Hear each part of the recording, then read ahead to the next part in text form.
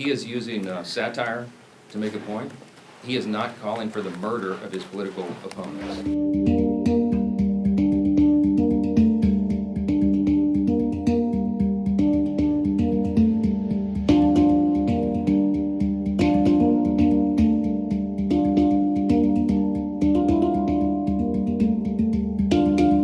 The president uses social media to make the point.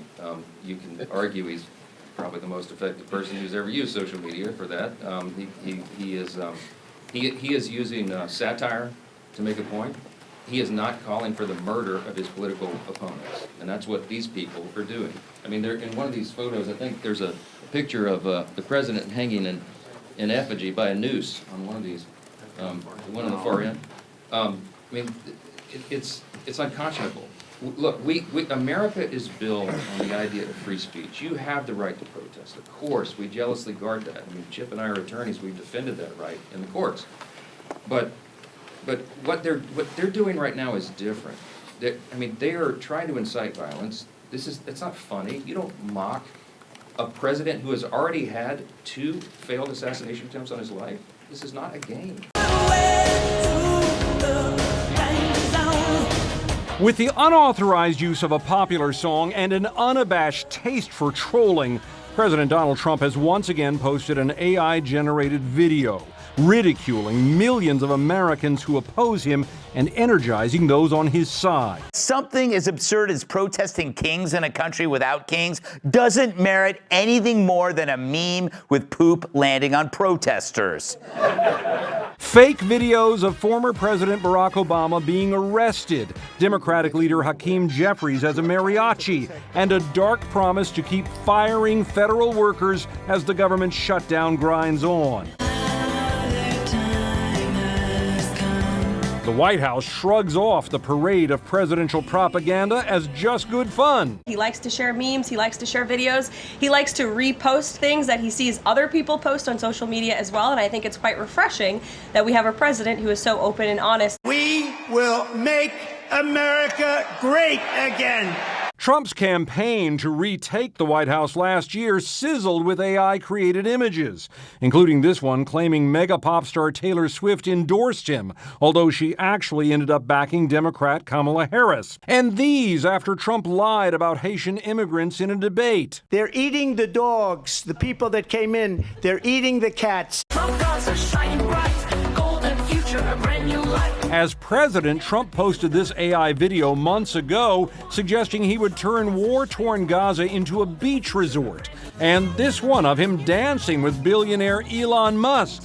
And more and more and more. The New York Times found Trump has posted AI-generated images or videos at least 62 times on his Truth Social account since late 2022. It's all counterfeit, much of it patently untrue. Yet top Republicans show virtually no qualms with Trump's fakery. He is using satire to make a point. He is not calling for the murder of his political opponents, and that's what these people are doing. Tom Foreman, CNN, Washington.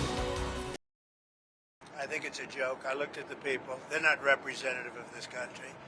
And I looked at all the brand new signs paid for, I guess it was paid for by Soros and other radical left lunatics. It looks like it was. We're checking it out. The demonstrations were very small, very ineffective, and the people were whacked out. When you look at those people, those are not representative of the people of our country. Mr. President, besides San Francisco... By the way, I'm not a king. I'm not a king. I work my ass off to make our country great. That's all it is. I'm not a king at all. Over the weekend, we saw what it was all about. The Democrats made crystal clear that this is about politics. The politics were on full display. The politics, the spectacle, is what the mobs, the crowds, the rallies this week were all about. It was quite ironic, though. The irony was very glaring. They called it the No Kings Rally. But the great irony, of course, that we pointed out over and over was if President Trump was a king, the government would be open. If President Trump was a king, he would have closed the national parks and the National Mall, so they couldn't have had the rally out here.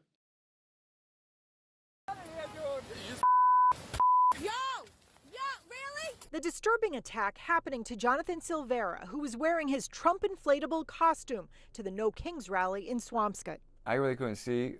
I just felt a kick to the side. You see the suspect kick and jump on him, knocking him over as he's leaving the rally. It kind of hurt looking at it, obviously. You know, I couldn't really watch myself go down like that. Michael Curl of Lynn pleaded not guilty to assault and battery with a dangerous weapon.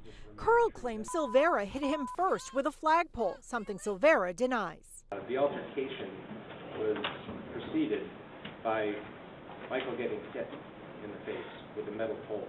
Next thing you know, another guy's coming over, and that was the guy who did it. He had the police with him saying that I hit him. And I was like, what are you talking about? Police arrested Curl after Silvera's girlfriend showed them the video. Curl is also facing a slew of unrelated charges in Worcester, Dorchester, and Connecticut. They range from drug possession to assault and battery to criminal trespass. Silvera says he's physically fine, but his costume's not. I have to get a new one. That one's broken. He says he's worn the costume before and wasn't looking for trouble. Absolutely not. No. I've been doing this a long time. I've never gotten any physical altercation with this. I just think that there's such a dichotomy between what's being said by the right versus what's actually happening in the left. Trump has said a lot about Portland being a war zone. Everything's on fire. Businesses can't even stay open. They have to rebuild out of wood, basically nonsense. Also a lot about the violence of Antifa. I'm a leftist and I've never seen Antifa presence anywhere. So I think that these inflatable suits really provide juxtaposition between the explained violence and what's actually happening.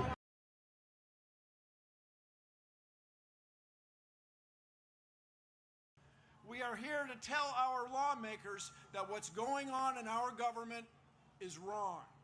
They must stop the abuses of this petulant president and his circle of sycophants. No thrones, no crowns, no king.